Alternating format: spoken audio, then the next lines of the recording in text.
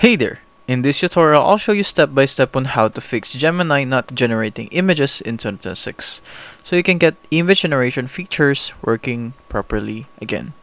Make sure you follow the instructions till the end.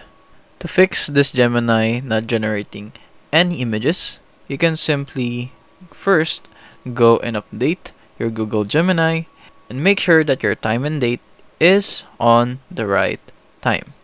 If not, this would make complications which would result to Gemini not giving any generated images. For the next one is to make sure that your Gemini is updated. If your Gemini is updated and if it doesn't work, go to your settings, go to your general and iPhone storage. Now search for your Gemini and upload the app, or in Android is clear the cache.